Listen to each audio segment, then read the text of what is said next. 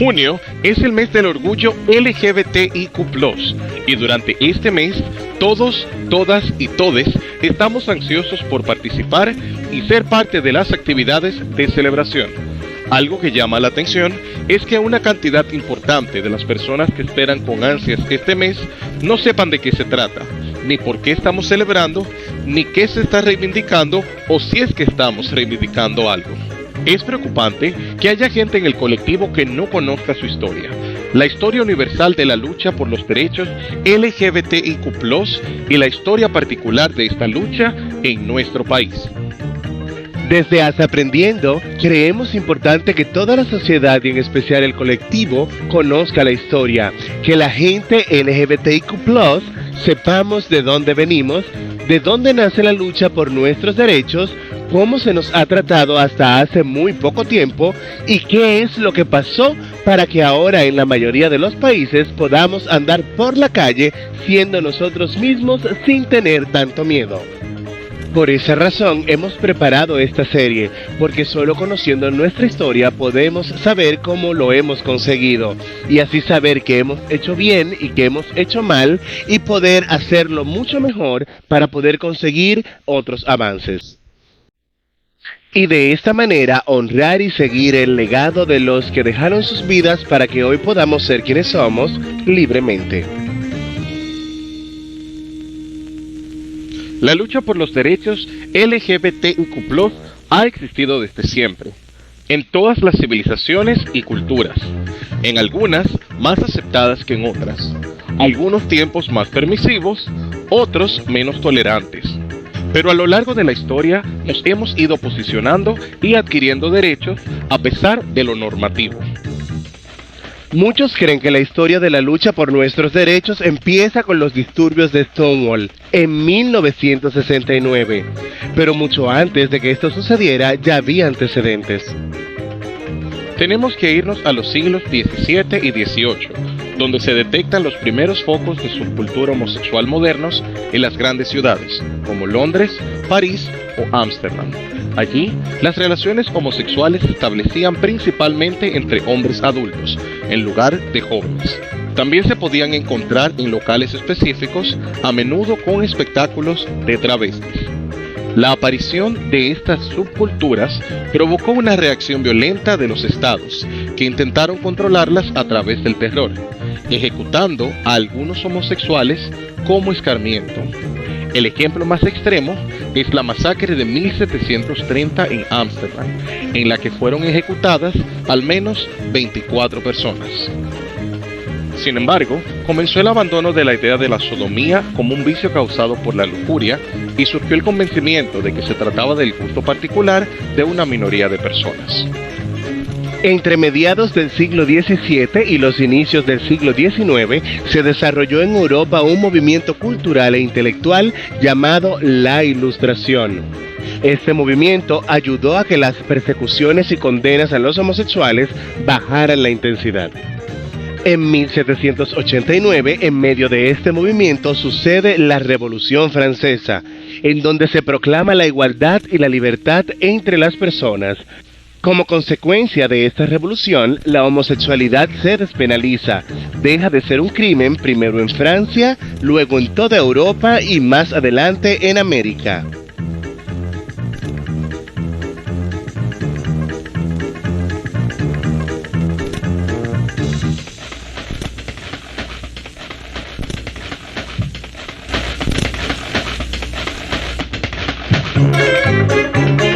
En agosto de 1867, Carl Heinrich Ulrich se convirtió en el primer hombre abiertamente gay en hablar públicamente por la igualdad.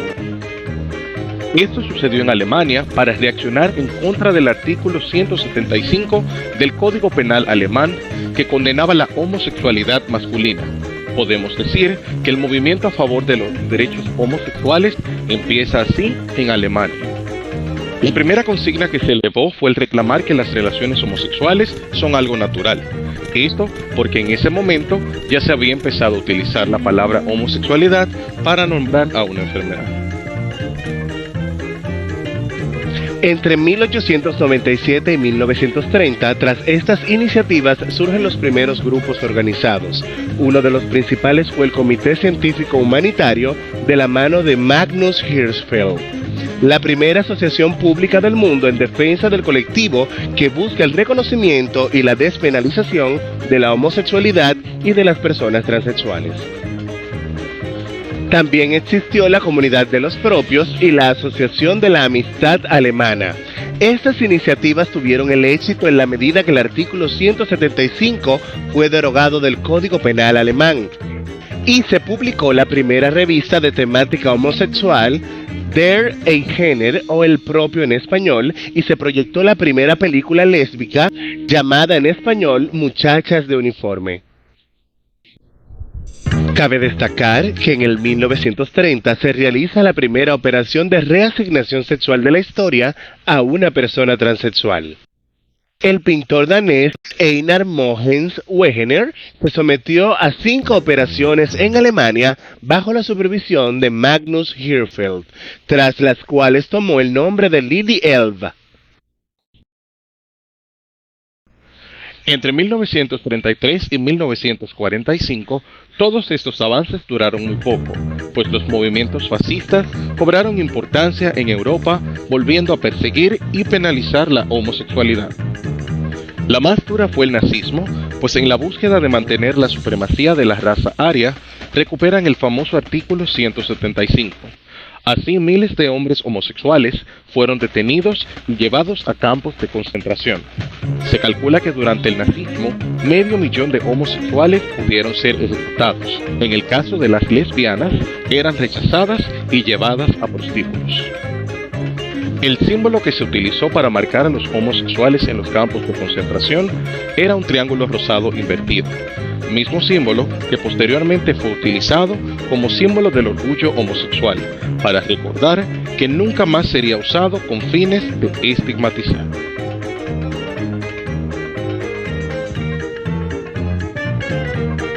Al finalizar la Segunda Guerra Mundial y aún terminado el nazismo, el artículo 175 no fue eliminado y los homosexuales no fueron considerados víctimas, continuando con la persecución y el castigo hacia ellos. Lo mismo ocurrió en la Italia fascista y en la dictadura de Franco en España. En Italia, la persecución de los gays inició en la década de 1940, bajo la dictadura fascista de Benito Mussolini. Algunos homosexuales fueron enviados a un exilio interno en diminutas islas italianas. En Francia, el régimen de Vichy también introdujo leyes en contra de los homosexuales. En España, el régimen franquista promulgó leyes para perseguir y encarcelar a los homosexuales.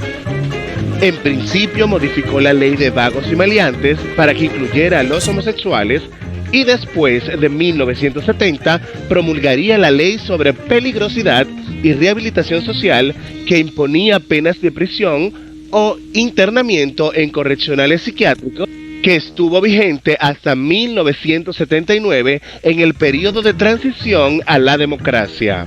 Figuras como el poeta Federico García Lorca, entre otros, fueron víctimas de este régimen. De forma paralela a la persecución nazi, también se realizó una persecución menos conocida en la Unión Soviética. Consideraban que la homosexualidad era una tara, o sea, no solo era una actividad contra la naturaleza, sino también contra el régimen socialista, y como tal, tenía que ser erradicada de todo el territorio soviético. Por lo que se introdujo en 1934 el artículo 121 en el Código Penal de la URSS, que condenaba la relación sexual de un hombre con otro hombre.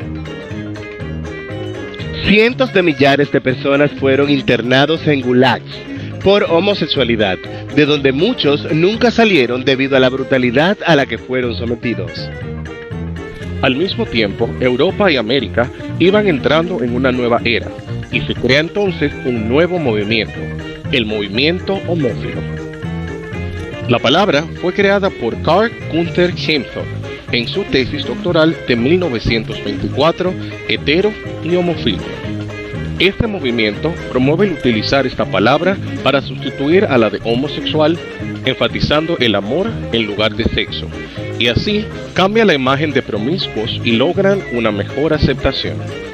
Una de las principales tareas que realizaron los grupos homófilos fue la de publicar revistas que difundieran los conocimientos científicos sobre homosexualidad y trataran el tema desde un punto de vista positivo. Entre estas publicaciones destacaron Der Kreis, Arcadie y One Incorporated.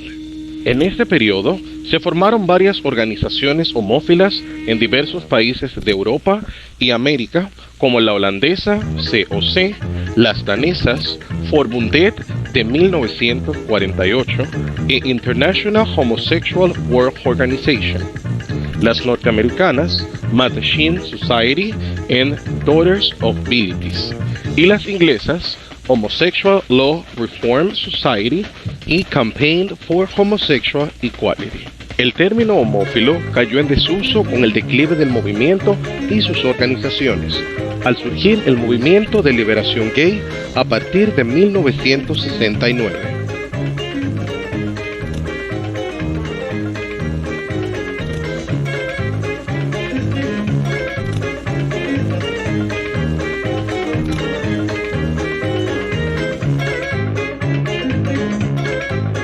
En América Latina, las reivindicaciones de derechos civiles y los procesos jurídicos en cuanto a la homosexualidad han sido muy dispares en el tiempo. Algunos países siguieron desde temprano la estela del Código Penal napoleónico y despenalizaron las prácticas homosexuales en el siglo XIX, como Brasil en 1830, México y Guatemala en 1871, Argentina en 1886. Otros la despenalizaron en pleno siglo XX, como es el caso de Perú en 1924. Algunos otros esperaron hasta el siglo XXI para levantar las prohibiciones, como Puerto Rico en 2005 y Panamá y Nicaragua en 2008. Esto casi paralelamente con otros estados que empezaban a reconocer el derecho a la unión civil de las parejas del mismo sexo. Cabe destacar los casos de República Dominicana y Venezuela, donde la homosexualidad nunca fue penalizada. La organización Nuestro Mundo fue fundada en Argentina en 1967. Fue la primera organización de reivindicación de derechos para los homosexuales de Latinoamérica. Fue seguida por otras como los Frentes de Liberación Homosexual de Argentina y México en 1971, el Colectivo de Liberación Homosexual en México también en 1972, la Comunidad del Orgullo Gay de Puerto Rico en 1974 y la Comunidad Homosexual de Argentina en 1984.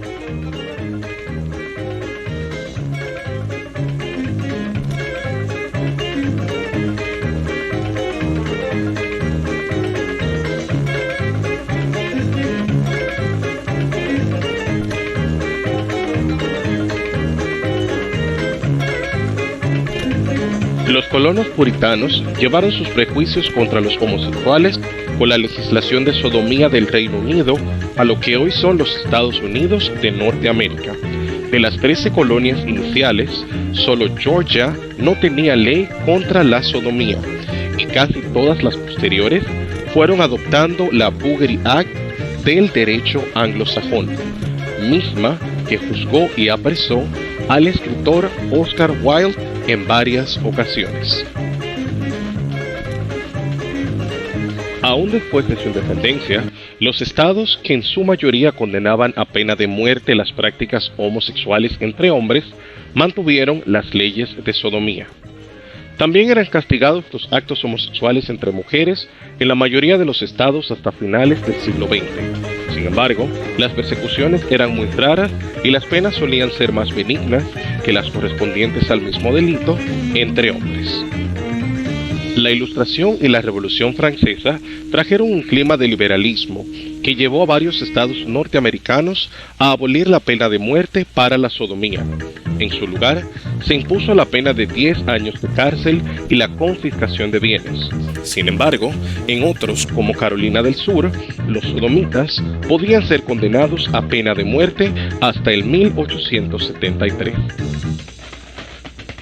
Tras la aparición del psicoanálisis, la homosexualidad empezó a tratarse como un desorden psiquiátrico.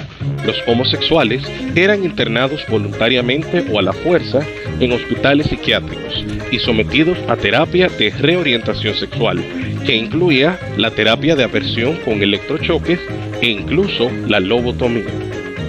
Durante los 2 primeros tercios del siglo XX, la aceptación de la homosexualidad sufrió vaivenes según la sociedad pasara por un periodo más o menos conservador. En 1924 apareció fugazmente la primera organización para reivindicar los derechos civiles de los homosexuales, la Society for Human Rights, pero fue rápidamente desarticulada por la policía. El informe Kinsey sobre la sexualidad del hombre, 1948, y de la mujer, 1953, fue uno de los primeros en abordar científicamente los temas de la homosexualidad y bisexualidad, entre otros temas de la sexualidad humana en general. Tuvo una gran difusión dentro y fuera de los círculos científicos. La publicación del primer tomo, Comportamiento sexual del hombre, resultó una sorpresa para la sociedad, al descubrir que las prácticas homosexuales no eran fenómenos marginales y que eran realizadas por un porcentaje considerable de la población.